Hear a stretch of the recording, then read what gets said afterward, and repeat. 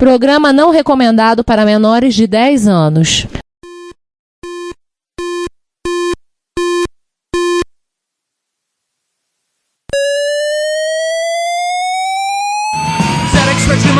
Dragon Vic and R1, Commodore 64, Amsterdam and Acorn Electron, cheaper BBC Micro.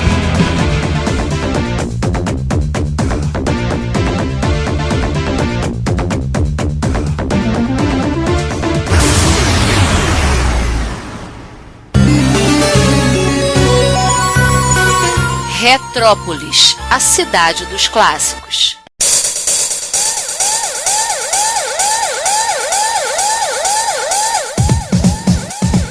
Falando em tecnologias, né, o GS ele herdou muita coisa que ainda estava lá largada do Apple III, como por exemplo o sistema que permitia fundo e frente, fundo e borda da tela de texto, era do Apple III. O Apple II é sempre preto e branco, o modo texto. Ele também recebeu vários elementos, conceitos do SOS, que era o sistema operacional do Apple III, foram implementados depois no GSOS, que é o sistema operacional do GS. Só uma coisa, o sistema operacional do Apple III era SOS? É, eu já pedia socorro à máquina.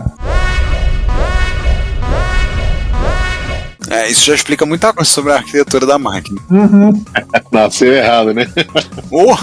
Piada pronta. Piada pronta, você falou tudo. Tá em inglês e português, né?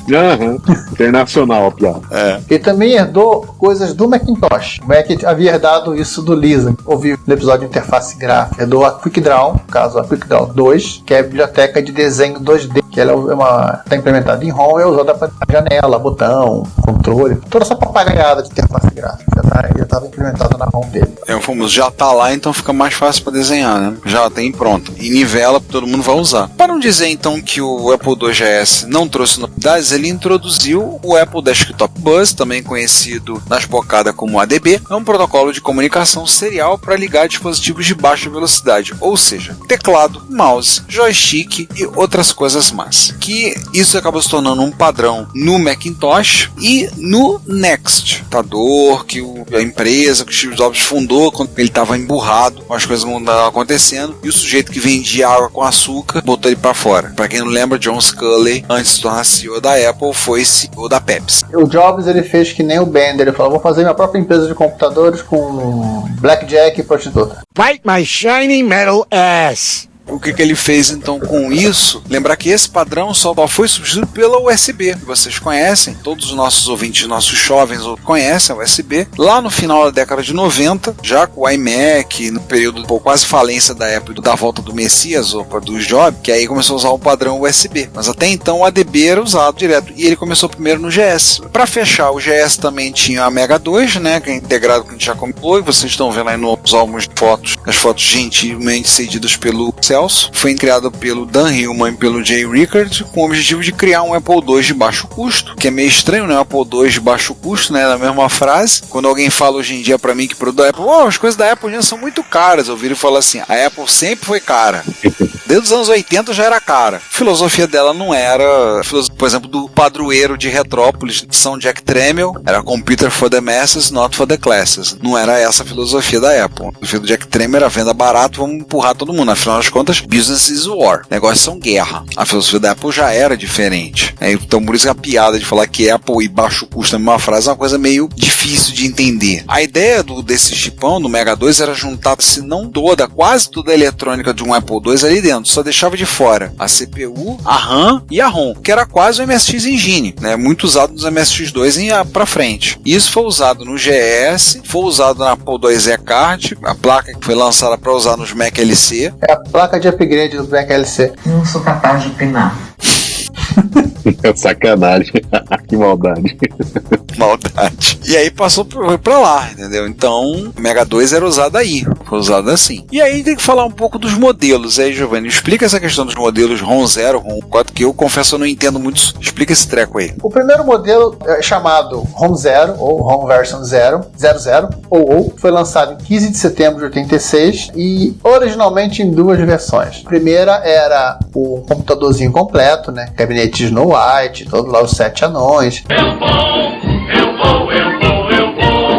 teclado, mouse, teclado DB, mouse aquele quadradinho que trapezoidal que a Apple já estava usando, tudo bonitinho. Tinha um monitor colorido de 10 polegadas que combinava, mas você comprava a parte também. Era a máquina, sim, a máquina que a gente vê quando a gente procura Apple IIgs na internet. Sim. E tinha uma segunda versão que era uma placa de upgrade, em que você pegava o teu 2E, mandava para uma autorizada e lá eles faziam uma substituição da placa-mãe e também da etiqueta do gabinete para ele virar um Apple IIgs. Uma ideia interessante, foi pensada em escola, mas foi logo descontinuado porque perceberam que foi meio que péssima ideia, porque tinham placas do 2GS que não cabiam no gabinete do Apple IIe.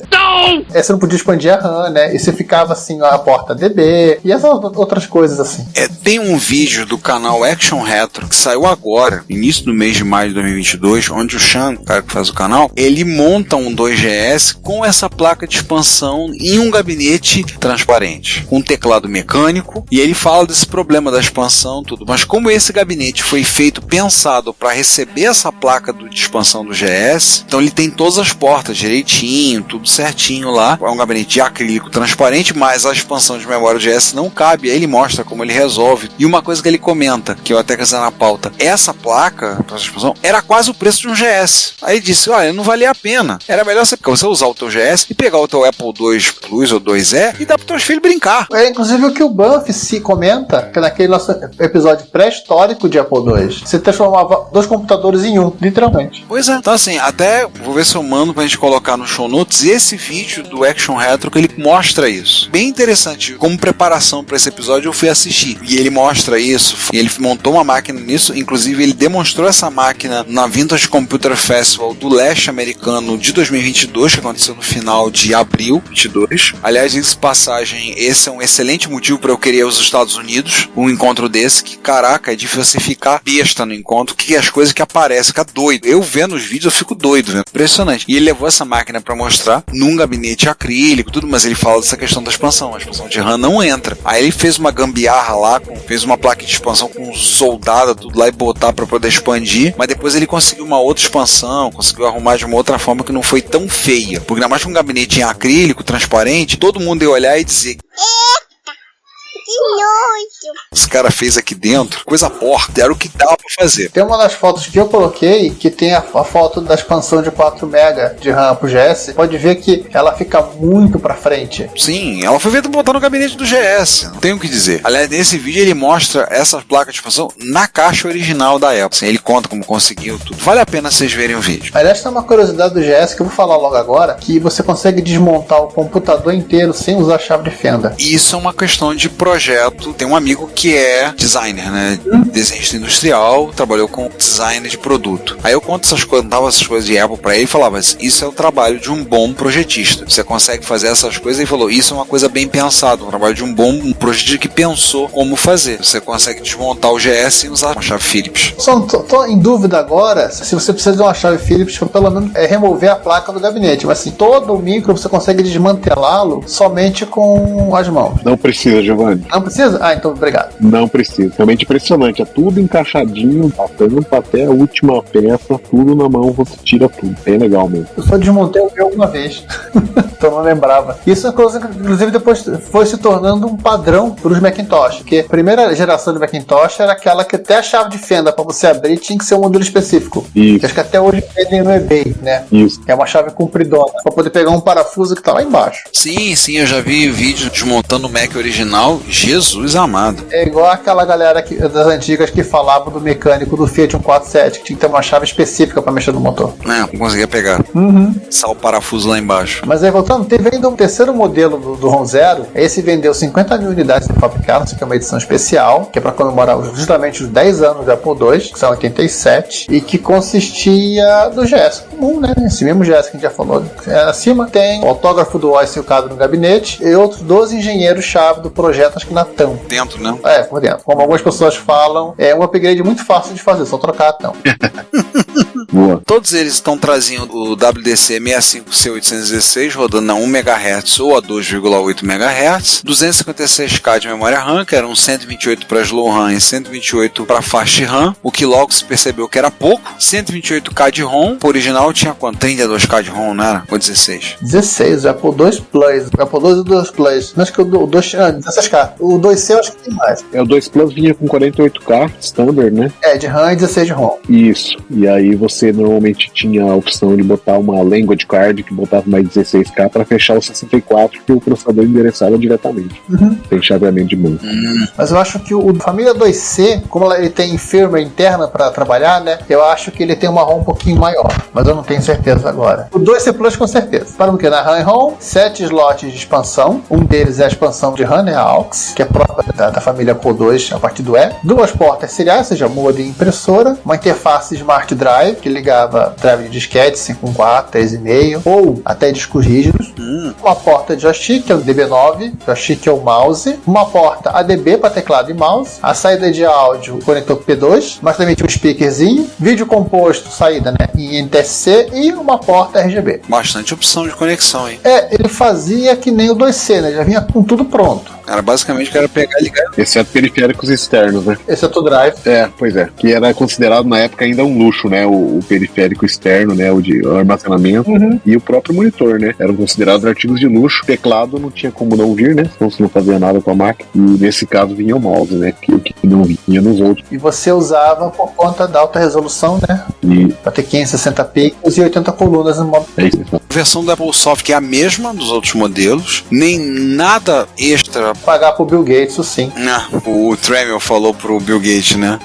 Casado, meu filho. Pra que gravador, né? Era um compatível, não era um Apple II, usando parâmetros que alguns usam pra AutoMS por parte da Apple, foram lá, fizeram um recall lá. É a versão que todo software espera encontrar. E ainda no ROM 1, né, em março de 78, a Apple resolveu só vender o modelo já com a expansão de memória com 256K. Então a máquina... Que a Apple era que pedia 512K do Commodore 64. Também é um modelo do ROM 3. O meu, acho que o meu isso outra vez e, se não me falha a memória, é ROM. Depois eu posso até procurar, mas eu tô achando que realmente é ROM 3. Então, vamos falar dela, né? A ROM 3, ou ROM Version 3, né? Ela foi lançada em agosto de 89. Só uma perguntinha, cretino, não teve ROM 2? Não. Não. Comercialmente não. Alguém gostava de números ímpares. Mas deve ter sido mais uma daquelas cagadas, né? Eu de verdade não conheço a história do porquê não tem ROM 2, mas não existe. Quanto que a ROM 0 acabou virando aí uma ROM 1, né? Pra quem fez o upgrade. ROM 2 não existiu e ROM 3 na versão que já vinha com mega de RAM na placa-mãe. Eu acho que tem cara de começaram a ter uma quase explicação para isso, porque a ROM 3 é uma placa-mãe nova, foi totalmente redesenhada. A ROM foi dobrada de tamanho, não se explica porque não deve ter tido ROM 2. Sim. Veio um chip novo controlador ADB que dá suporte aos LEDs do teclado, pode acessar. A bateria foi retirada da placa, ela não é soldada, ela agora ela numa caixinha que você pode substituir facilmente. Ufa. Limparam muito do ruído de áudio que vazava pela placa, então ela fica. Eu já vi comentários em fóruns falando: se você tem um Apple II GS que não faz ruído, é porque você não tem um Apple II GS. Pô, com esse chip de som maravilhoso que tinha ainda no ruído. Gente, ai meu Deus. Eles não tinham um ASEN lá pra fazer o circuito de áudio. Tinha o ASEN lá pra ser o chato. Pô, tá vazando ruído aqui, cacete. Ó, tem 0,0000001 de ruído aqui, ó. Pô, tem que corrigir essa merda aqui. Esse ruído não pode ficar. Tem que acabar o ruído. Eu sou contra a inteligência. Hashtag sem ruído. Não vai ter ruído. E de brinde, né, assim como na ROM 2, eles já chegaram a mandar a placa com 512, isso aqui eles pegaram a placa de 256, popularam com o resto integrados e entregavam já a máquina com uma expansão de 1 MB. Ou seja, ela já vinha de fato com 1280 KB de RAM. Ou 1,25 MB se você quiser ser decimal. Aí já vi vantagem. Aí já ficou legal, hein? Muito mais do que os PCs da época, né? Sim, 89 você comprava um 286 com 1 MB e tava feliz. E olha lá, hein? Meu primeiro PC foi um 286 com 2 MB de RAM. Era memória pra cacete. Sim. Logo em seguida, assim, esse não existiu. É o famoso Mark Twain, é o ROM 4. Só existia um protótipo. Às vezes a gente esbarra com alguma foto, algumas máquinas apareceram, vazaram. Eu não entendo esse conceito que algumas máquinas que estavam em protótipo aparecem na casa de funcionário. Que isso, rapaz? Isso é maconha, meu irmão. Mas quem sou eu para julgar? Mas assim, isso aqui deveria ter sido o Apple GS definitivo, que ele tinha 816 rodando já 8 MHz, vinha com 2 MB de RAM, vinha já com drive 13,5 integrado, vinha com interface SCSI com HD embutido e todo o resto. Mas não passou de protótipo. Entra o time comercial, marketing da Apple, né?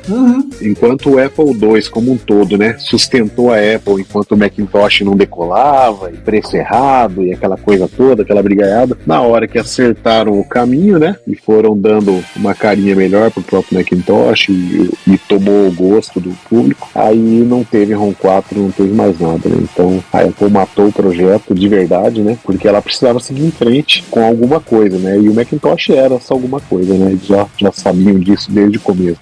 Mas adiciona aqui como curiosidade que ainda assim o 2GS em todas as versões vendeu quase 1 milhão de máquinas, mais do que o próprio 2C somados, né? O 2C e o 2C Plus, que venderam em torno de 650 mil os dois juntos, mas ainda assim vendeu esse quase 1 milhão, apenas um pouquinho menos de um quarto do que vendeu o Apple IIv, que vendeu 4 milhões e 250 mil unidades. Então, mesmo assim, não dá para desprezar, né? Numa época em que o Apple II já estava indo pro seu fim de vida, ainda fez 1 milhãozinho ali, muito mais saudoso do que o próprio Apple II original, somado com o 2 Plus, que chegou a 600 mil unidades. E 1 milhão de unidades não é pouca coisa, ainda mais num cenário. Não estamos falando de um mundo que o computador é uma coisa ubíqua, como é hoje, que todo mundo tem um computador em casa. Sim, e numa competição acirrada com a IBM, né? Com o PC já lançado e consolidando, tinha novidade na área, né? E não só a IBM, né? Ainda tinha os Amiga, ainda clones de IBM, né? Você tinha os Amiga da Commodore, você tinha o Atari ST, você tinha os 8-bits que continuavam vendendo ao redor do mundo, só foram parar quase no meio da década de 90. É verdade. Aliás, em dezembro de 92, a Apple descontinuou o GS e, se eu não estou enganado, em setembro ou outubro de 93, ou quase 94, ela descontinuou o Apple II, no caso do 2E Platinum. Aí só ela fez foi o Platinum, foi o último, do que eu me lembro, né? Foi Qualquer semelhança com o HP 12C Platinum, como não é mera coincidência, né? Não é verdade. Não, porque ele era cinza. Não é, né? Porque ele vende até hoje, né? A 12C, ué. Então, enfim. Dá o teu recado aí. Nosso podcast está disponível em vários serviços de áudio. Podemos listar entre eles o Spotify, o Deezer, o Apple Podcasts, TuneIn, Stitcher, Last.fm, iVoox, Cashbox.fm, Player.fm e alguns outros. Não deixe de nos ouvir, comentar e também favoritar nosso podcast do serviço, para que outros possam conhecer e possamos espalhar a palavra da retrocomputação. Muito obrigado. Eles perderam o limite. Periférico. Vamos falar de periféricos, né? Vamos lá. E é bom que é breve, né? O que a Apple fez pro GS? Vamos falar o principal. O GS é compatível em hardware pro 2. Então tudo que já existia pro 2 servia nele. Até monitor de entrada de vídeo composto. Ele manteve a porta, né? Sim, interface de disco, interface de HD, as SCSI que a Apple chegou a fabricar, tudo estava disponível. Interface de outros fabricantes também. Lembra, Ricardo, a gente comentou, cheguei a comentar uma vez numa gravação, fuçando no eBay, que eu achei uma interface de sonar pro GS. Sonar? Sonar. Eu lembro que você falou. Você podia levar o seu GS pro seu parquinho e brincar de jacu. Eu lembro que você contou. Aliás, uma coisa dele, já tinha a Apple Talk, né, com a interface de rede, detalhe, ele já dava boot pela rede, ou seja, pelo Apple Talk, antes do Mac fazer isso. O Mac só conseguiu fazer isso lá pelo macOS 8. Que é década de 90. Isso aí é meados de 90. Tem esse vídeo do cara mostrando ele botando o GS dele e jogando via rede. Nossa. Mas é assim, ela fez as expansões de RAM, também tinha controladores SCSI, a interface seriais com DMA embutida, a própria Apple Talk. Sim, e fora todo o resto de coisas que outros fabricantes fizeram, inclusive aceleradoras. Porque o pessoal quer acelerar o bagulho. E aí, vai impedir? Aliás, todo usuário que se preze de Apple 2 tem que ter uma aceleradora, né? Sem aceleradora, os joguinhos, aqueles softwares mais pesadinhos, não rola. O GS a 8 MHz deve ser uma coisa fantástica de usar. Com certeza. E aí vamos falar um pouquinho do sistema operacional, né? Já no caso do software que rodava, você tinha o software legado do Apple II, e rodava nele como se fosse um Apple II normal. Você tava lá em 1 MHz, e vamos que vamos. E você ia lá jogar seu Karateka, rodar lá os seu Capitão Goodnight, Castle Wolfenstein, que seja. Você tinha o software legado do Apple II que rodava 2,8 MHz e aproveitava dessa capacidade, desse fato, né, o que dava uma boa ajuda. Rodava um Apple Works a quase 200% de aumento de performance. E por último, o software nativo de 16-bit, que aí era um outro universo. A maioria não, quase todo software de GS roda direto em 16-bit. Além de ele enxergar até 16 MB de RAM, ele já está rodando em modo gráfico, já roda interface gráfica. Sim. No caso aí, todos os jogos são exclusivos do GS, né? O sistema operacional, o System GS e as aplicações para rodar na interface gráfica. O sistema original era o ProDOS 16, que continha um core de 8 bits. Depois virou o GS-OS, que era totalmente 16 bits. Depois ele foi rebatizado para System GS, que ele copiava a interface gráfica do Macintosh. Que aí ele passou a seguir a mesma numeração que o System do Macintosh. Eles tiveram 5 e eles tiveram o 5 e o 6, né? Que com o System 7 a Apple já não tinha mais GS na venda. Chegou a existir um system até pelo Apple IIe, né? Bem rudimentar. É, que eles chamam de mouse desk. Isso, bem rudimentar, né? Pelas limitações gráficas da máquina, mas... Porra, esse é nome mouse desk? Caraca. O código fonte está liberado e tem uma galera que tem mexido nesse cara, inclusive. Do ponto de vista visual, assim, ele é igualzinho funcionalidade nosso colega System. Inclusive, eu cheguei a rodar esse cara, mas rodei no Apple IIc Plus, rodando a 4 MHz. A 4 MHz ele é maravilhoso. A 1 eu não lembro. Acho que eu nunca rodei. Se rodei nem me lembro, né? O trauma foi tão grande, nem fiz questão de esquecer. Eu acho que fica lento. Não lembro. Pelo menos não é igual o Windows, né? Que você tinha que carregar uns 38 disquetes até pra instalar aquele treco, né? Os caras fizeram uma mágica.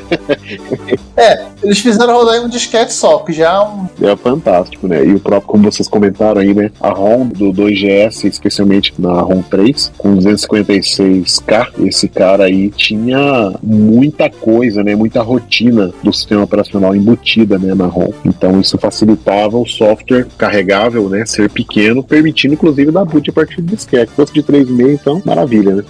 Vários sistemas operacionais usavam esse macete de jogar coisa na ROM, né? O Amiga tem muita coisa disso. O Amiga faz o caminho contrário depois. Que quando você começa a botar mais RAM, ele começa a deixar de usar aquilo que está em ROM, porque a ROM é mais lenta que a RAM, né? E passa a usar as rotinas em RAM. É bem curioso isso. Agora, o que aconteceu em 2015 com a questão do System? Eu tô vendo aqui. Então, a última versão que tinha do System GS era 6.01. Aí em 12 de junho de 2015, alguém fez o seu próprio Bomba Patch 100% atualizado por System GS6 e lançou a versão 6.02, que corrigiu assim um monte de bug notório, conhecido, que já era até íntimo do usuário. Chamava os bugs de meu bem e tudo, né? Meu Deus! Jesus! E também adicionou novas funcionalidades. O GS ele tem coisas muito interessantes para você pensar, porque isso é entre aspas, um computador de bit. Ele tem uma camada de abstração para file system, você podia já montar, que é coisa que ele herdou do SOS. Podia montar partições em ProDOS, nativo, né, do Apple II, partições em DOS, antigo dos Apple II, do Apple II Plus, provavelmente, e até mesmo ele consegue formatar e montar partições HFS do Macintosh. Uma coisa, eu não entendi. O System GS, o código fonte dele foi aberto? O código não, foi patch no binário mesmo. Uau, gente. Igual aqueles patch que a galera fazia na MS-DOS. O pessoal faz. Tem gente fazendo isso, hein? O próprio DOS 3.3, né? Que foi a última versão da Apple antes do ProDOS. Tem cara que fez lá o DOS 3.4, tudo que é patch binário e byte edit em cima do código. Resolvendo os bugzinhos conhecidos, como vocês comentaram, aqueles camaradinhos que já eram íntimos do usuário, e acrescentando até umas funções novas, assim, mantendo compatibilidade, óbvio. O ProDOS teve uma versão nova recente. ProDOS também. Eu acho que tem... Chegou em 2021, né? Eu acho que inclusive tem gente que já literalmente desassemblou o ProDOS, o DOS 3.3, então se tornou a tarefa muito mais fácil. Muito menos difícil. Agora quer dizer que ele também teve um Gnome. Não, ele tem o Gnome. Não é o Gnome, é o Gnome. É um sistema operacional tipo Unix que implementa um ambiente multitarefa dentro do System GS. Na verdade, você inicializa o Gnome com uma aplicação de System GS. Ele vai abrir um terminal. Aí você consegue alternar. Ele tem o... Como é que ele chama? Desk Accessories pro GS, que literalmente ele faz um alternador de tarefas. Então você consegue voltar para a interface gráfica para trocar tarefa, voltar, carregar abrir outras janelas do Gnome e por aí vai. Caramba, hein? Legal, hein? Que legal, hein? Esse eu não conhecia, não. Esse pra mim é completa novidade. Pra mim também. Eu cheguei a rodar esse cara, fazer alguns testes com ele. Bem diferente. A sintaxe é muito próxima de Unix, mas ele não é um 100% Unix. Ele é quase lá. Tem uma coisa que, em cima do GSOS, você executa ele a partir do GSOS e ele, não é que ele toma conta, ele vira um adicional. E ele roda em cima do GSOS, Giovanni? E tem uma coisa que eu acho muito interessante no GS, antes de falar de software, que é o próprio painel de controle dele. Você consegue mexer em algumas características do painel de controle pela interface gráfica, como todo mundo faz hoje em dia, mas se você aperta, acho que é Ctrl maçã ESC, ou algo parecido, não lembro agora de cabeça, você alterna pro Control Panel. Tipo, você volta pro setup da build, por assim dizer. E você consegue fazer uma série de outros ajustes com a máquina funcionando. Inclusive, alguns periféricos, eles se instalam como acessórios do Control Panel. Por exemplo, a CFFA 3000, ela vira um menu do painel de controle. Então eu consigo botar meu GS, né, carregar lá o System GS, mas poxa, eu esqueci de montar o drive que tem os jogos. Eu consigo voltar para o painel de controle, entrar no menu da interface IDE, desmontar uma unidade ou outra que eu não esteja usando e montar uma unidade nova. E depois eu volto para ele, como se nada tivesse acontecido. Inclusive você pode fazer isso durante a execução de um jogo. Caraca. Que eu acho mais legal. Tipo, você esqueceu o save game, você pode voltar. Muito da hora, hein? Caraca. Agora podemos falar de software. Vamos falar de software, né? Eu lembro de ter lido que o GS tinha uma questão mais de programação, foco muito com um bom compilador Pascal, essas coisas que a época já tinha pra ele, mas ele também teve suporte, por exemplo, para linguagens como C, como o Logo, né? Foi muito usado em escolas. O Logo, na época, estava muito falado para ensinar programação para criançada. Criançada, no caso, falando criançada, éramos nós, né? Da nossa faixa etária. E versões de Basic específicas para ele. Além dele, tinham lá o AppleWorks, específico AppleWorks para o GS, o Deluxe Paint, mas para da EA, da EA, né, para você pintar o set, para desenhar, pra você pintar o faraó.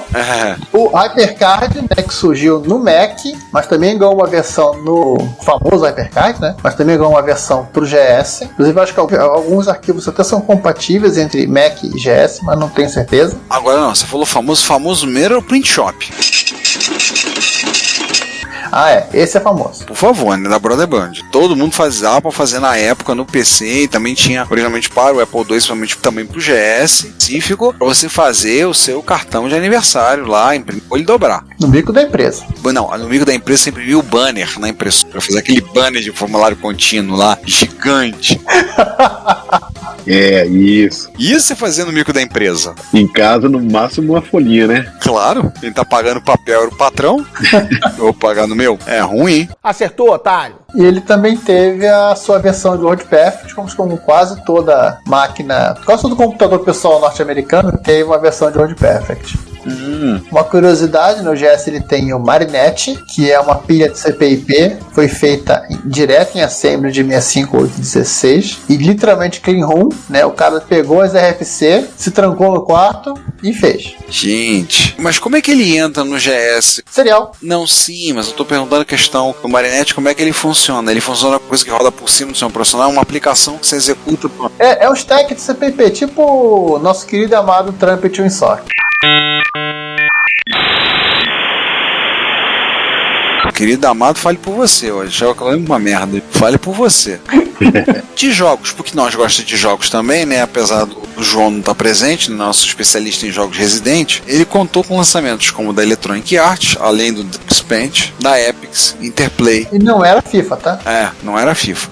A Mindscape, a Sierra Online, então teve versões dos Adventures da Sierra, inclusive dos mais recentes. Acho que ele tem até o King's Quest 3, me lembro assim. Eu lembro que o 2, acho que ele teve também o King's Quest 3, além dos Space Quest e outros Quest lá. Ele tem o King, ele tem o Space, acho que tem Police Quest, mas não tenho certeza. A Taito, né? Obviamente a Taito of America, fez coisa pra lá. E era um Apple II, né? Então muito usado em educação, muito software educacional mesmo.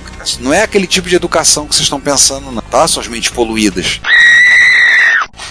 Oregon Trail, pra você morrer de diarreia, isso que é importante. Tinha que ter, obviamente, Oregon Trail. Mas hoje em dia tem até Oregon Trail até pra MSX. Fizeram pra MSX, tá resolvido. Você pode morrer de diarreia tocando a sua diligência, né? Você pode morrer de diarreia em muitas plataformas. É, verdade. Só pra citar alguns títulos, a Titan of America, acho que ela fez um trabalho muito bom no GS, né? Em 90 lançou o Rastan. Não sei porque o nome é Rastan, não é Rastan Saga. Acho que no MSX é Rastan Saga, no arcade é Rastan Saga.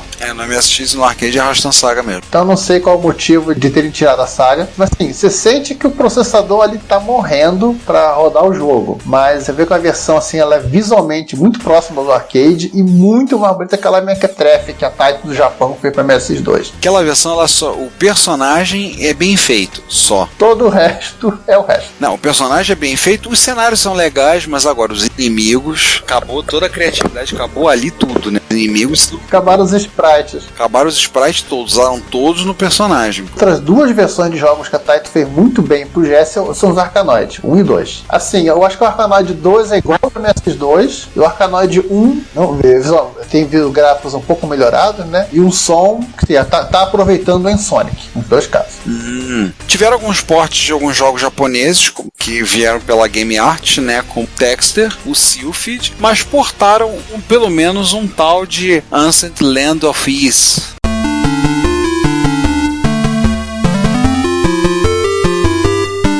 Que inclusive vocês devem ter escutado a trilha sonora em algum momento desse podcast. O Ease, que é da Falcon, né, uma série de RPGs que existe até hoje. A última vez que eu vi, parece que estava no Ease 9 e foi muito falada, muito conhecida no MSX, né? Mas eles teve o Ease 1 pro GS. Tem, por exemplo, o último jogo da EA, plataforma The Immortal, que lançou em 1990. Você sabe como é que é esse jogo? Qual é a parada desse jogo? Ele é meio RPG, ele é isométrico, ele saiu também pra Mega Drive, mas assim, ele é originário do GS, ele saiu originalmente pro GS, depois foi portado para outras plataformas. O Out of This World, ou Another World, como saiu em alguns lugares do mundo. Aliás, a gente está devendo fazer um episódio sobre Out of This World, lançado pela Interplay, foi lançado em 1992, é o último jogo comercial do GS, né, que foi posto à venda. Ele foi escrito pela Rebecca Heinemann. Rebecca Heinemann é aquela que a gente comentou dela do... É a Buggerback, a própria. Buggerback, né? Então. É, aquela que não põe no currículo que ela fez o Doom pro 3DO. Ela não tem coragem, né? Mas assim, ela fez junto com a versão que ela fez o port pro Super Nintendo e só saiu pro GS porque ela encheu o saco pra venderem. Ela encheu o saco da Interplay, ela arrumou um grupo de usuários assim, vocês não querem vender? Tudo bem, vocês não querem botar na loja, vocês não querem ter trabalho. Vocês querem pelo menos vender pro grupo de usuários? Tá bom. Aí os caras botaram em caixa de disquete, botaram em caixinha e deram umas cópias pros caras. Deu um tempo os caras ligaram, o que vocês querem? Queremos mais cópias. Ela conta essa história, quer dizer, conta a história do desenvolvimento do Out of This World pro Super Nintendo, né, com toda a má vontade da Nintendo, toda uma tiranice da Interplay, e a parte mais legal, assim, que ela, desse vídeo que ela vai explicando, que ela conta do reconhecimento do próprio o Eric Charry, né? Então a versão do Super Nintendo ficou muito boa. Legal. Mas a imagem da capa do jogo original, ele fez. É da época que desenvolvedores de jogos eram homens e faziam todo o jogo, né? Faziam tudo, né? Ela é pintada, ela é muito bonita. Ele deu uma réplica desse para ela, um quadro que ela tá no quadro na sala de troféus dela. Só um detalhe, vamos deixar um vídeo de toda essa história aí, mais de 1 hora dela contando as lamentações dela, tá? Você tem o Wolfenstein 3D, que foi a Logicware lançou como Sharon em 1997. Detalhe que ele parou de ser produzido no final de 1992. Sim, é a versão do jogo de tiro em pessoa para o GS. Por favor, use uma aceleradora. E vale lembrar do pessoal de um grupo de usuários francês do GS, que é o Brutal Deluxe. Sim, tem usuários não americanos do GS, né, usuários europeus do GS, que quando eles soltam uma tradução, fazem correção de bug, ou então fazem algumas coisas, algum material novo para o GS. Solta aquele bomba patch 100% atualizado para fazer a tradução do jogo. Ou quando estão irritados, solta o código fonte inteiro desassemblado do produto. Naquele momento, só dá coisa, dane-se. Vamos zoar, vamos o Coreto. Mas entre as coisas que eles andaram fazendo, né, que no final de 2021, eles lançaram a versão traduzida para a língua inglesa do Full Metal Planet, o Full Metal Planet, que também é um jogo que só tinha em francês pro GS, e também é um jogo de tabuleiro, inclusive com manual, né, é a tradução do jogo, um jogo de estratégia. Eles lançaram recentemente em 2022, eles lançaram, que não existiam originalmente, eles fizeram versões pro GS do Le Passager du Vent, o primeiro título, acho que tem pra MSX. Os Passageiros do Vento. Tem pra MSX e pra algumas outras plataformas. E lançaram a sequência Le Passager du Vent, Le Heure du Serpent, A Hora da Serpente, se não estou enganado. Se o meu francês não está mais enferrujado do que aparece. Os Passageiros do Vento originalmente é um quadrinho francês, teve versão para várias máquinas, X e Y, inclusive o MSX saiu agora, recentemente saiu tradução dele para, sei lá, para quase tudo que é idioma. Até para coreano tem tradução dele. Mas... E tem pro GS, né? Que é Os Passageiros do Vento 1 e tem o 2. E é claro, Lemmings, né? Porque afinal, quando nós gostamos dos Lemmings. Essa é uma versão de usuário. Vale também aquele conselho, né? Use uma aceleradora, porque sente que o GS está sofrendo para rodar esse carinha. O Lemmings no próprio PC, né? Ele já era sofrível na partir da fase 3, 4, 5, já não rolava mais. Ele já gritava, né? Gritava, isso num 386, né? Já esperneava lá, gritava horrores. A gente não tinha na época, né, placas de vídeo com aceleradora, com nada disso, né? Era VGA rudimentar, né? Não, e a própria ISA, né, não adiantava, né? Você podia ter um processador de 33 MHz uma ponta, isso, uma placa de vídeo com True Color na outra, mas para os dois se conversarem era 8 MHz. Não tem jeito. É isso aí. Mas era bacana, né? Vamos pensar assim, né? Lemmings no PC, ele ficou utilizável aí com uma Sound Blaster da vida, podia ser as primeiras de 8 bits, mas já lá pelo meados dos anos 90, né? Você já conseguiu aí no GS ter alguma coisa utilizável. Claro que o processador podia ser mais rápido, né? Ele seria até capaz de ser mais rápido, mas numa época... Podia, né, dona Apple? Tá dando uma ajuda nisso aí, né, dona Apple? Bem isso, né? Isso mesmo. Uma máquina que também vendeu na Europa, né? Diferente dos outros Apple que saíram de fábrica e às vezes tinham versões específicas para alguns lugares, tipo, basicamente o layout teclado, né? O GS não tinha bem isso, né? Que era um teclado DB, né? Era só comprar o teclado do seu país e configurar um painel de controle. Então era bem mais simples, por assim dizer. E ele já tinha o setup de 50 e 60 Hz para monitor de vídeo, direto no painel de controle. E, como vendeu na Europa, claro, tem demo. Então essa aqui é a lista da PoE. Não vai se esticar muito, porque a lista de demo tende a ser coisa infinita. Mas vamos citar aqui um dos últimos produtos, né? Da galera da Ninja Force, também é francesa. Acho que se bobear é só um apelido para Brutal Deluxe, tá? Mas não tenho certeza. Foi 11º colocado na Revision de 2021, que é o demo No Hard Feelings. E eles fizeram jogos também, né? Fizeram um clone do Bomberman, que é o Kabum. Dá pra jogar 4 caras, né? Pô, legal. Mas ele não tem porta de joystick pra isso, tem uma porta de joystick. Né, uma porta de joystick, um joystick e o resto se batendo no teclado. Nossa, fico imaginando. É interessante que o GS tem uma presença grande na França, né? Você vê que tudo que a gente tá falando é francês, né? Curioso isso. Como algumas máquinas mesmo importadas acabam ficando meio que localizadas, né? Acabam ficando assim. Apesar de não estarem nem bem próximas do país de origem, né? Tipo o MSX na Holanda, por exemplo. O MSX na Holanda, o Commodore 64 na Alemanha, o Apple II GS na França, acabaram ficando assim mais... Na Espanha não, né? Na Espanha foi uma zona. Na Espanha foi Espanha Spectrum, né? E também com o MSX, né? Tudo bem, o Amstrad lá na rabeira, mas tudo bem. Na Espanha teve de tudo e, como diz aquele ditado espanhol, onde comem 3, comem 4. Então tudo bem. Não, tá valendo. Pode dar um recado. Nosso site e podcast são gratuitos, o que significa que você gasta nada para visitar o nosso site, assistir o que temos no nosso canal do YouTube, ouvir nossos episódios, nada. Mas isso não significa que não tenha custos, pelo contrário. Nós da equipe investimos tempo, conhecimento e dinheiro nossos para entregar a vocês o melhor conteúdo que pudermos proporcionar. E nós não pretendemos poluir nosso site com anúncios, ainda mais em tempos onde bloqueadores de anúncios são fatos da vida da internet hoje em dia. Então pedimos a vocês que colaborem conosco para o sustento dessa nossa iniciativa cosmopolita. Você pode pagar o IPTU, sim, o Imposto Predial e Territorial Urbano da cidade de São Tramiel de Retrópolis. Mas aqui o tributo é facultativo e o valor é baixo. Logo, pedimos uma contribuição no valor de um cafezinho ou de uma garrafa térmica cheia de café. Na página relacionada no nosso site, você pode encontrar maneiras de você contribuir. Agora, se você doar o valor de alguns cafezinhos, você poderá receber um brinde nosso, um cordão de crachá ou de pendrive, a sua escolha. Se o valor for ainda maior, você ganhará, além da nossa gratidão, uma camiseta.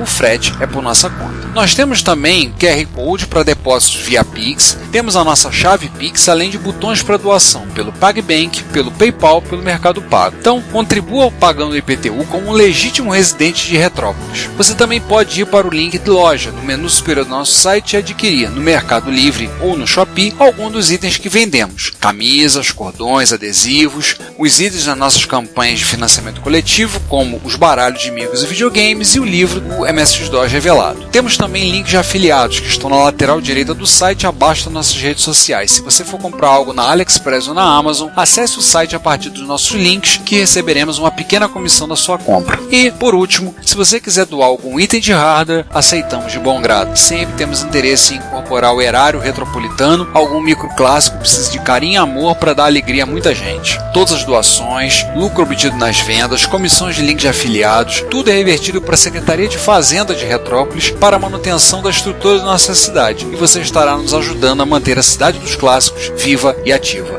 Muito obrigado pelo seu apoio. Seu reconhecimento não tem preço. Tá encerrando o programa. E aí, falando então, já nos encaminhando para o final desse episódio, o legado do GS, lembrar que John Carmack, aquele cidadão que todo mundo já ouviu falar aí, aquele cara que fez o tal do jogo Daikatana, né? O amigo daquele outro John, o Romero. Qual foi o dos dois que eles viram outro dia no leilão, foram lá, viram e compraram um Apple II no leilão e anunciaram? Quem vive comprando coisa dessa é o John Romero. É o John Romero. Pensei que tinha sido o Carmack que comprou. Mas ele começou com o desenvolvedor no Apple II GS. Profissional lá, pagando os boletos com o Apple II GS. Essa vida bandida, né? Inclusive o círculo se fechou, né? Porque depois portaram o Wolfenstein pro GS. Um jogo que a gente já citou, o The Immortal e o Zen Golf, foram escritos pelo Will Harvey, originalmente para o GS, depois foram portados para o Mega Drive. O Zen Golf, se não me engano, ele foi portado para várias outras máquinas de 32 e 16 bits. E eu acho que o Zen Golf, inclusive, foi portado para outros hardware japoneses. Daqueles que não aparecem por aqui, tipo FM Towns, não tenho certeza. Lembrar que assim, um dos melhores sites de referência a respeito do GS é o site do Alex Lee, que é um site sul-africano, que é o What is the Apple II GS. É um dos melhores, se não o melhor site sobre específico do GS. Então tem uma lista imensa de software e hardware feito para ele. Só dando uma atualização, né, para não custa nada avisar. O Zen Golf ele só saiu para máquinas ocidentais e o Mega Drive. O site do Alex Lee, né, que é a mega ultra super referência universal das galáxias de Apple II GS, tem tudo que você possa imaginar. Hardware, software, montou coletâneas de títulos, né, imagem de disco já pronto, se quiser usar no seu GS, ou você quiser usar no seu emulador. Você tem link de emulador, você continua seguindo na página inicial lá embaixo, tem todo o tutorial. Inclusive ele fez coletânea de títulos de Apple de 8 bits para discos de 3,5. Isso é muito útil para quem tem GS, para usar fisicamente, e até para quem tem um Apple IIc Plus, né, no meu caso, né, para rodar os títulos que estão lá, já em ProDOS e Drive 3,5. Quer vender? Ali sim foi covardia. Esse Apple IIc Plus aí é raridade, hein? No Brasil. Eu gosto dele, é tão bonitinho. Esse é maravilhoso. Essa máquina aí Apple IIc ainda se acha mais fácil. O IIc Plus é top. Quer vender da dureza, né, parceiro? Vocês estão presenciando agora, nesse momento, uma tentativa de negociação. Depois a gente conta se foi bem sucedido. Duvido que vai ser, né? É difícil. Não, eu não conseguirei comprar essa máquina de novo. É verdade. Não venda. Ainda mais por quanto eu paguei na época, que foi tipo $30. Fez certo, Renan? Não vai mesmo. Bons tempos, né? Bons tempos. Era só comprar e mandar vir, né? Porque hoje $30 eu não compro nem um Drive 3,5 pra substituir. Nada. Os caras estão vendendo, acho que a capa do manual por isso aí. Gente, tá feia a coisa. A capa do manual, tá? Não o manual. O manual sem capa tem bastante. O que vocês querem arrumar com o manual? Quer o manual, vocês vão ter que pagar mais caro. Tá pensando o quê? Exatamente, E agora que você já comprou a capa, até pode fazer um desconto. Acho que é isso, né? Podemos fechar? Olha, podemos fechar. Falamos do Alex Lee. Assim, o Alex Lee em si, o site dele é quase um episódio novo, se a gente quiser fazer. Mas não vale a pena. Ele tem catalogado quase tudo que saiu pro GS. Inclusive, ele tem uma seção de jogos que não saíram, tipo Vários jogos estavam assim pra sair quando a Apple falou acabou. Tô vendo aqui, ó, Unreleased, né? Ele tem vários aqui. Os Unreleased, isso é bem interessante pra você conhecer, até coisas que não... Shampoo Plug Café, por exemplo, ele tá como Unreleased, se eu não tô enganado. Tá mesmo. E tá assim, e tá completinho. E tem coletânea de share, tem imagens de disco já pré-prontas, inclusive as imagens que ele monta tem, tipo, bootloader, você pode escolher se você quer rodar o Pro DOS sem interface gráfica, se você quer rodar o System 5, o System 6. Cara, tem o Ultima 6 aqui como Unreleased. O site não tem mais atualizações. A última atualização de notícias é em 29 de agosto. Tem um post, acho que é em News, não tá em blog, do Alex, ele comentando que a versão do software que tá rodando hoje torna muito complicada a atualização e ele tá tentando ver uma alternativa para isso. Espero que seja atualizando o software do site. Para lembrar, ele publicou um livro, um Coffee Table Book sobre o GS. Não é um Coffee Table Book sobre Coffee Tables. Isso é só no site. Eu tô tentando descobrir de curiosidade da onde ele é na África, onde ele reside. Mas esse tipo da coisa que eu tô só perguntando pra ele. Alguém vai dizer, pô, pra que tu quer saber isso? É curiosidade. É só pra saber se eu passei lá para tua casa ou não. É, só pra saber se eu passei perto da tua casa. Quando a gente foi, eu e minha esposa, a gente foi à África do Sul, minha esposa falou, será que tem alguma coisa lá de computador desses que você gosta? Será que não tem lá? Aí eu procurei, eu tinha falado disso. Eu falei, Cláudio, é só o site do Alex sobre o GS. Só que eu não sei onde é que ele mora. O país não é pequeno, né? A gente não vai ter muito tempo, vou lá bater papo com ele, sei lá. Tem outras coisas pra fazer na viagem, né? Pois é, né? Mas é porque já teve viagem que eu aproveitei pra fazer uma caçadinha. A trazer alguma coisinha, né? Sabe como é que é, né? Não vamos perder a oportunidade, né? Quando foi no caso pra Europa, pra África do Sul é mais complicado. O bagulho é mais doido. Mas é um site bem interessante, assim. Bastante conteúdo. É mesmo, bem legal. Impressionante. A Unreleased, aliás, gente, um bocado de coisa que não saiu. O que eu sempre achei legal do GS era também foi o calcanhar de Aquiles, né? Mas essa compatibilidade com o Apple II que te permite você sair de onde você já estava, ou, né, se você é um usuário ou já conhece alguma coisa de Apple II, digamos que você arrumou um Apple II GS e você não tem uma unidade de disquetes compatível com o padrão lá, o DB15 lá, esqueci o nome da interface lá. Mas você tem lá, por um acaso, uma... Smart Drive. Smart Drive, isso. E para ajudar, a Apple lançou umas 3 coisas com o nome de Smart Drive. Sim, os nomes são reutilizáveis, né? Como depois veio lá quando era disquete era Super Disc, depois quando era DVD gravável era Super Disc também. O Super Disc era um nome que eles usaram pra caramba também, né? Uhum. Reutilizaram, né? Tinha como é que fala? A marca registrada, né? Já tá registrado, não custa nada usar de novo. Né? Recycle. Mas a gente tá vendo o fabricante de automóvel fazer a mesma coisa, né? A Ford me lança agora uma caminhonete chamada Bronco, tem nada a ver com as das antigas lá. Ou pior que isso, Maverick, era, né? Virou uma caminhonete agora, a Bronco ainda vai lá, né? Então, mas o legal do GS é isso, você de repente arruma lá uma Disc 2, mete uma unidade de disquete das antigonas e ele funciona, dá pra brincar. Claro que não vai usar o System e tal, que você vai precisar de unidades mais de armazenamento ou mesmo uma leitora de cartão, né? Aí isso é bem legal. Eu acho que não vai dar pra dar boot no System com 300k, né? Não dá. Mas olha aquele lá, esse desktop, qualquer coisa lá do Apple IIe, esse aí o pessoal dava boot com um disquete 5/4, hein? Uhum. A minha versão, inclusive, acho que é a versão já no disquete 800, que ele roda direto no ProDOS. No ProDOS. Uhum. Eu acho que aquele cara requer o ProDOS mesmo, né? Se eu não me engano. Agora eu tô meio na dúvida, eu não lembro se ele rodaria no DOS 3.3. Eu acho que não. Eu acho que ele roda em 560 por 192, eu acho que ele pede ProDOS, ele já foi feito para Apple IIe. Precisa do modo de vídeo do Apple IIe ou Apple IIc, né? É que o DOS 3.3 era muito limitado. Uhum. Pra falar assim, de sistema operacional, você tava literalmente elogiando ele. Tinha um mínimo necessário. Já o ProDOS, não. O ProDOS ele tem uma estrutura de sistema operacional, propriamente dito. Inclusive de suporte a subdiretório. Né? Ele é outra coisa. Ele tá num nível muito mais acima em sistemas operacionais. E isso significa, claro, menos coisas você tem que implementar no seu software. Eu tô dando uma navegada aqui. Cara, tem umas coisas muito loucas aqui. Tem cara vendendo etiquetinha de grudar nos drives de flop, drive 1, drive 2, por R$127, né? Mais 87 de frete. Tá dando aí seus 40, 50 dólares. Né? Etiquetinha, aquela adesivinho. Drive 1, drive 2, pra você colar nas suas unidades de disquete. Aquilo que você pode mandar fazer na gráfica muito mais barato. Exatamente, sem precisar importar, né? Um drive de compact flash aqui, não sei se é CFFA ou não. Não, mas é da Reactive Micro. $999. E tem gente observando aqui, ó. Já vendeu um já. Só observando. Porra. Eu vi que saiu para Apple II uma tal de boot, fazendo uma prévia. Cara, a boot é muito legal. Muito legal. Porque é uma ROM, né?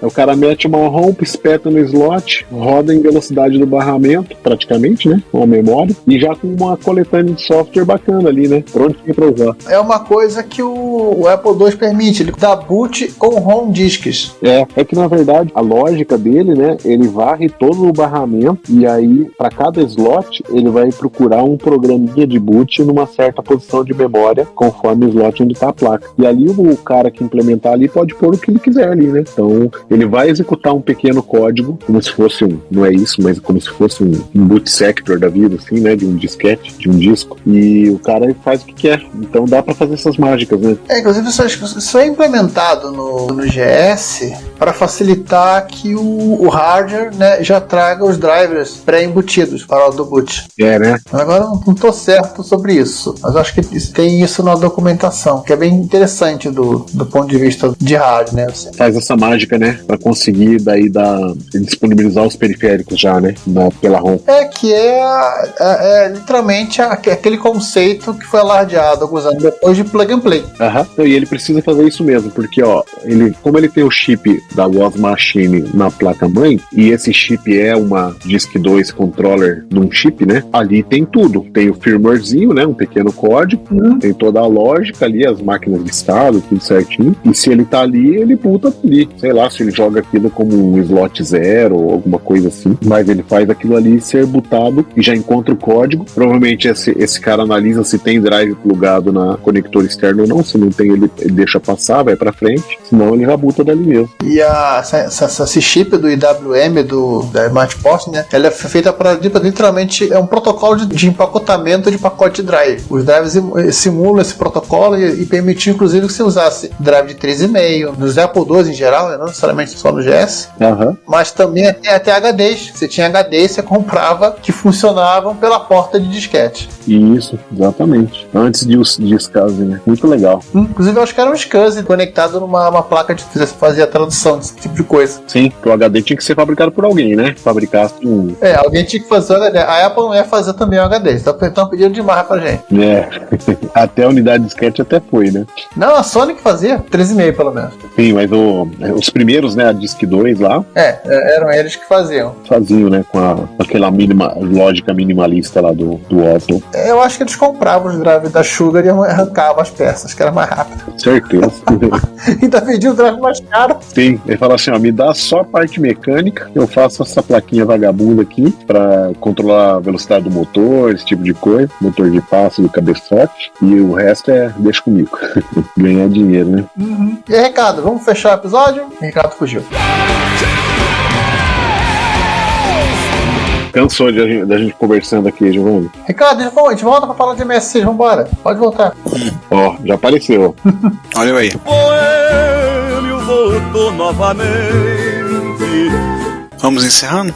Vamos encerrando para não nos esticarmos muito. Ainda tem esse detalhe. Gente, então é isso. Fechando nosso episódio aqui sobre o GS. Uma máquina muito interessante. Agradecer ao Celso por ter disponibilizado esse tempo, tá aqui conosco, falando da sua experiência, enriquecendo nosso episódio com o seu conhecimento. Então, mais uma vez, Celso, muito obrigado por estar participando conosco. Uma honra, pessoal. Uma honra estar aqui com vocês. Eu, de fato, não contribuí muito, né, com todo o conhecimento que vocês trouxeram aqui, mas foi uma grata satisfação eu participar aqui com vocês e a gente bater um papo muito agradável, muito legal, falar sobre uma história da Apple que poucos conheceram, né? No Brasil a gente não teve os clones, né? Não chegamos a esse estágio. E, de fato, hoje muita gente consegue consegue brincar com isso, não só com o emulador, porque muita gente tem as máquinas por aqui. Então, muito obrigado mais uma vez aí. E o Celso mandou pra gente algumas fotos da placa-mãe do teu GS, né? Essas fotos todas no meu GS, isso, até a gente podia ter feito mais, foquei naquilo que a gente conversou hoje, né? Algumas fotos ali dos principais chips, né? E é legal, né? Eu achei o maior barato ali, consegui localizar dentro da placa-mãe cada um deles, né?